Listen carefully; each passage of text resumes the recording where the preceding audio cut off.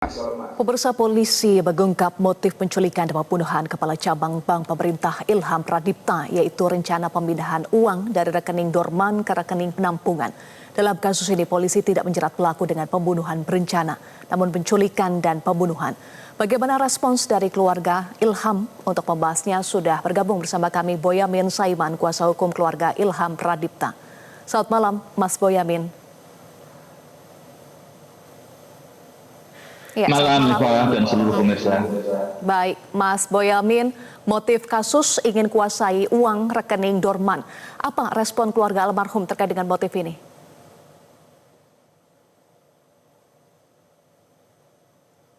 Ya, pertama tetap menyampaikan apresiasi dan terima kasih kepada penyidik Polda Metro Jaya yang sudah menangkap, mengumpulkan bukti, fakta, dan dirilis hari ini gitu. Dan kita punya gambaran apa yang dilakukan masing-masing orang dan bagaimana sampai korban ini tewas. Jadi itu dulu. Dan juga gerak cepat meskipun kemarin situasi agak demonstrasi, tapi tetap ada tim yang bekerja, itu kita apresiasi. Dan bahkan tidak terlalu lama, hari yang sama sehari berikutnya sudah ada yang bisa ditangkap. Jadi ini menurut saya sudah apapun kita apresiasi, meskipun banyak hal yang bisa kita sangkal, bisa kita tolak, bahkan ya paling tidak ini kan bisa kita diskusikan lah. Itu kan apa yang disampaikan rilis oleh kepolisian itu kan masih versi yang didapatkan dari keterangan-keterangan pelaku ini kan. Kalau pelaku kan ya bisa aja mencoba menghindarkan diri dari hukuman yang berat dengan cara misalnya tadi dibuang dalam kondisi lemas misalnya begitu, tapi masih bergerak.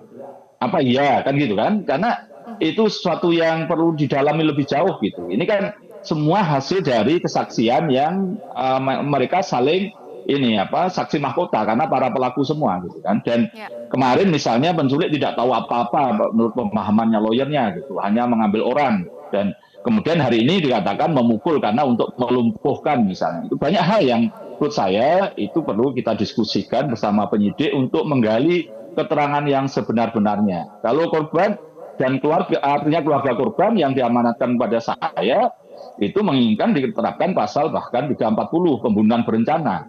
Toh seperti tadi penyidik mengatakan ada opsi 1, opsi 2. Opsi 2 kan juga menghilangkan. Opsi 1 rasanya janggal kalau kemudian diculik, diancam terus dilepas itu. Bagaimana mungkin mereka tidak takut akan dibongkar kalau dilepas? Itu menurut saya yang masuk logika paling gampang ya opsi kedua, bahwa orang yang bisa diculik terus kemudian diancam, kemudian ya kalau sudah berhasil membobol pun ya akan dihilangkan. Ini kan kejahatan terorganisir yang mampu mendeteksi supaya tidak terbongkar. Apakah komplotan ini juga pernah membobol bank? Dugaan saya bisa jadi sudah membobol bank juga yang lain. Jadi ini menurut saya banyak hal.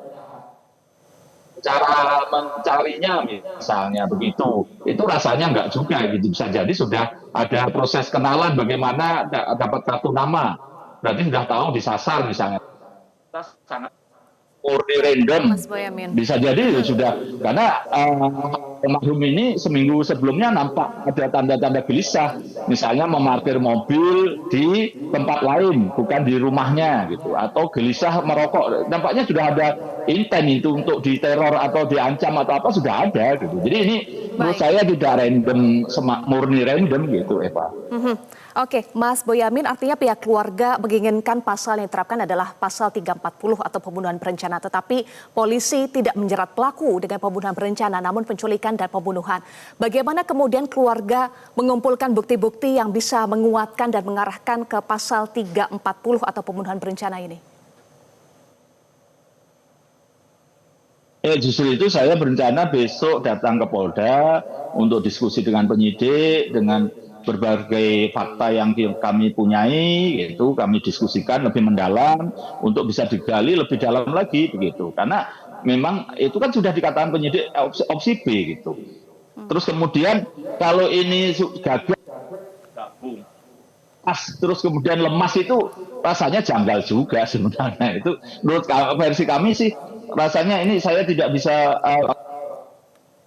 belum bisa diskusi dengan mendalam dengan penyidik gitu. Karena banyak hal yang menurut kami kerendoman, terus kemudian opsi, terus kemudian meninggalnya masih ada kan ini otopsi, hasil otopsinya kayak apa? Yang menyebabkan meninggal apakah benar karena lemas? Bukankah ada cedera bisa ya jadi yang lebih dalam lagi sehingga menimbulkan misalnya juga tidak bernapas, misalnya lehernya dipukul itu betul-betul sampai patah lehernya.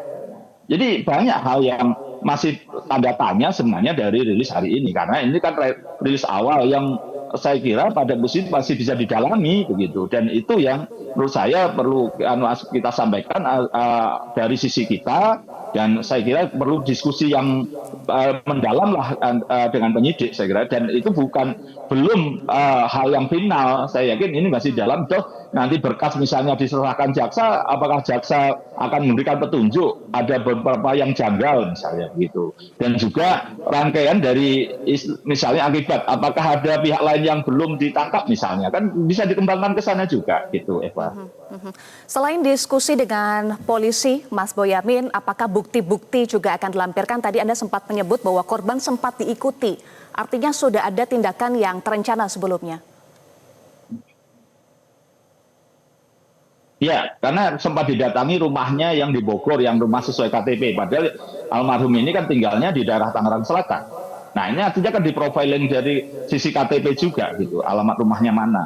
Terus ada yang mendatangi kantornya, minta mau dibikinkan ATM. Siapa yang mendatangi kantor yang mau bikinkan ATM tapi tidak membawa KTP dan kemudian memaksa untuk ketemu pimpinan cabangnya. Nah, apakah sudah, misalnya korban bisa saja sudah pernah bersinggungan tapi kemudian tidak mau ditemui, tapi terus kemudian dengan cara itu. Jadi ini makanya kami akan tetap bekerja sama dengan penyidik, juga nanti juga meminta perlindungan kepada Komnas HAM, juga Kompolnas, juga LPSK khususnya karena apapun keluarga korban ini tetap perlu LPSK. Kemudian dari sisi yang lain itu juga bisa misalnya komisi yudisial misalnya begitu untuk mengawasi nanti persidangannya.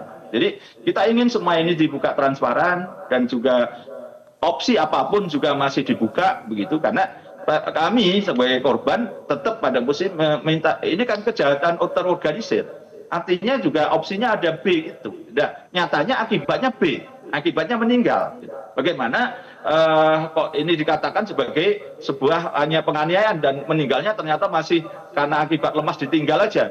Jadi ini banyak hal yang kita bisa ya sampai level tertentu kita perdebatkan, ya diskusi, terus kemudian jadi nanti juga pengawasan Kompolnas misalnya begitu juga disupervisi. Kemudian juga Barreskrim bisa juga mensupervisi gitu. Jadi kita ya, dimaksimalkanlah semua hal yang memungkinkan ini karena bisa jadi ada jaringan anggota lain yang belum tertangkap atau jaringan yang lain atau ini kan kita juga dalam tataran tertentu melindungi pekerja bank, pekerja jasa keuangan supaya tidak dibobol lagi dengan cara demikian. Berarti kan sudah ada upaya begini. Gitu. Jadi ini, jadi saya memohon kepada penyidik masih membuka ruang opsi yang maksimal, gitu. Yaitu 340. Juga kerendomannya itu tidak ada, sudah disasar karena sudah kenalan misalnya, terus adakah bank lain yang dibobol gitu oleh mereka di dalam itu, terutama kalau nanti ada bank yang bobol. Dan saya juga sedang mendalami informasi ada dugaan bank yang lain yang dibobol bahkan ratusan miliar. Nah ini yang menurut saya kejahatan terorganisir, bukan sekedar semua serba kebetulan kayak menculik terus diserahkan, terus habis itu ya masih memberontak, terus kemudian dipukul, terus kemudian dilakukan lemas, terus dibuang, terus masih dalam keadaan hidup. Ini kan minimalis sekali istilah kita kan begitu, Mbak Eva. Masih. Baik, Mas Boyamin, dari para tersangka ini 2 diantaranya adalah oknum TNI yang diduga terlibat. Bagaimana keluarga mengharapkan proses hukumnya? Baik, masih mendengar suara saya, Mas Boyamin?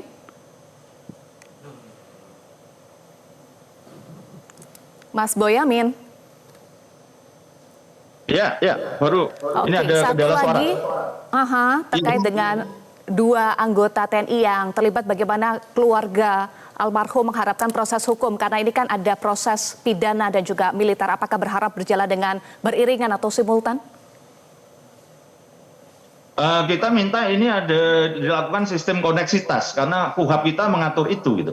Jadi mulai dari penyidikan tim gabungan, penuntutan gabungan nanti disidangkan di pengadilan sipil gitu. Karena ini banyak pelakunya dari sipil. Jadi biar sidang terbuka lebih terbuka gitu, sidangnya bisa diketahui. Bahkan dari kita ini malah minta disidangkan dalam keadaan live gitu. Nanti kita akan mengajukan permohonan gitu. Jadi bukan tidak percaya terhadap pengadilan militer. Kadang-kadang pengadilan militer pun kadang-kadang lebih berat. Kadang-kadang di pengadilan Suparjo itu kasus korupsi anggota DPRD itu malah yang militer dihukum, yang sipil tidak gitu. Tapi ini karena memang diatur koneksitas istilahnya dalam hukum acara kita. Di Kejaksaan Tinggi kalau ini Polda itu ada asisten pidana militer, di Kejaksaan Agung ada juga Jaksa Agung Muda Militer.